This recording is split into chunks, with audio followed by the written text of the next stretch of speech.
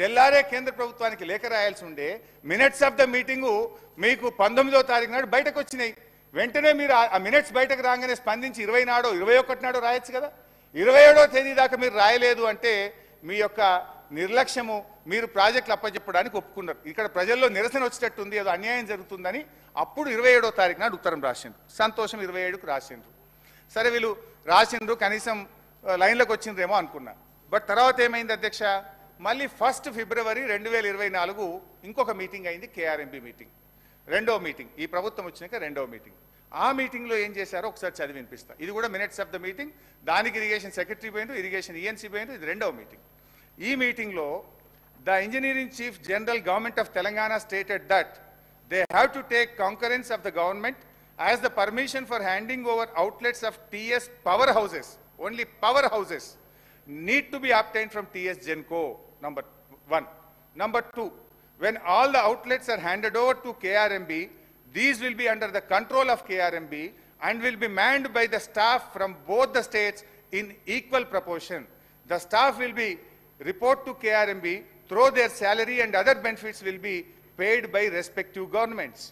Adevidanga, last point, both the state governments will work out actual realistic requirements of manpower for all the 15 outlets and submit the details to the same to KRMB within a week.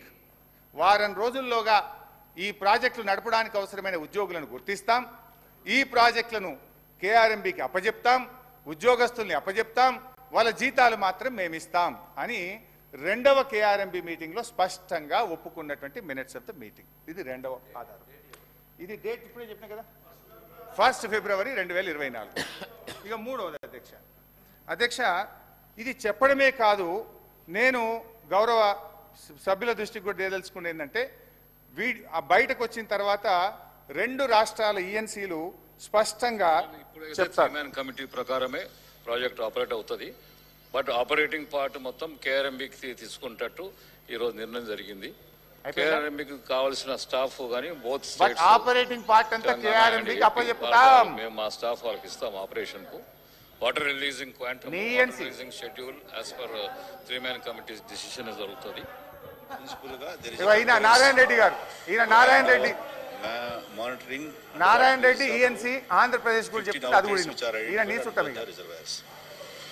దానికోసం staff ని ఎవరు పెట్టాలనే దాని మీద so representation Narayana Reddy గారు చెప్తుండే ENC గారు. మళ్ళీ 3-member కమిటీ రికమెండేషన్స్ ప్రకారము కేఆర్ఎంబి రిలీజ్ ఆర్డర్స్ ఇంప్లిమెంట్ చేయడం.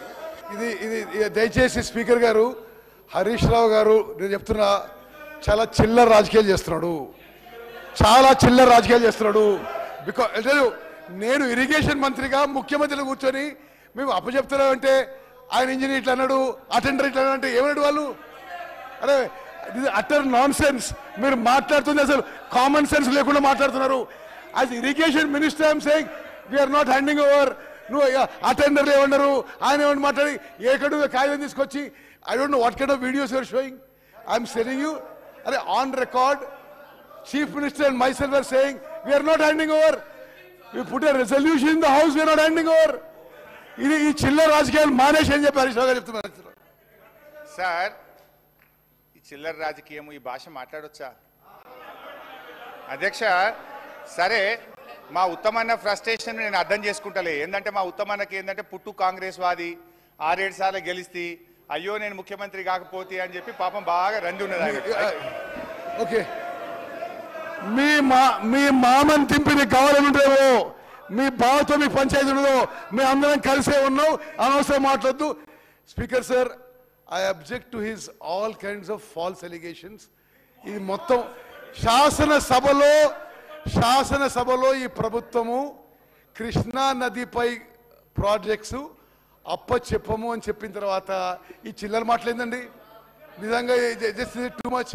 ఏదో గ్రామ పంచాయతీ ఎక్కడ చేస్తున్నాడు ఆయన అధ్యక్ష. అంటే గ్రామ పంచాయతీలు అంటే అంత చులకన ఉత్తమ్ కుమార్ రెడ్డి గారికి?